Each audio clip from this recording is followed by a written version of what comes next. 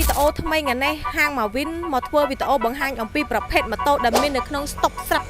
ចាបងប្អូន4គ្រឿងនេះគឺមានឆ្នាំ15 2015 2016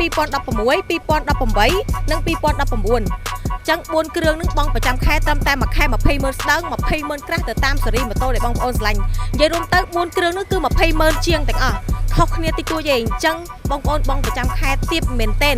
ហើយសេវាកម្មបងរំលោះនៅហាងមកវិញអត់ឲ្យបងប្អូនកក់លុយអត់ឲ្យបងប្អូនមកហាងផ្ទាល់ទេគ្រាន់តែថតឯកសារចូលមកកាន់ page របស់ខ្ញុំផ្ទាល់ក៏បានហើយចាចាំពេលដាក់ពាក្យជិបចាំម្ដងម៉ូតូតែម្ដងខ្ញុំបញ្ជាក់បងប្អូនសម្រាប់ហាងម៉ូតូមកវិញកាត់បានតែប្រភេទម៉ូតូមកទឹកស្អាតសំណុំអត់បុកអត់ចូលទឹកថ្នាំស៊ីនស្គុតមូលផ្លាកលេខក្នុងខេត្តសៀមរាបឯកសារងាយស្រួលបងរំលោះមិនទៀមទាកក់លុយមិនទៀមទាដង្កល់ឯកសារស៊ីននៅហាង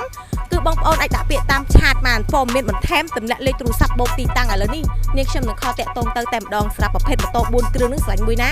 គឺបងយកមួយនោះចាមួយខែ20,000ជាងរត់រួចទេបងប្អូនទាំងអស់គ្នាមែនទេចង់ដឹងព័ត៌មានលម្អិតតាក់ទងមកឥឡូវនេះណាចាអរគុណ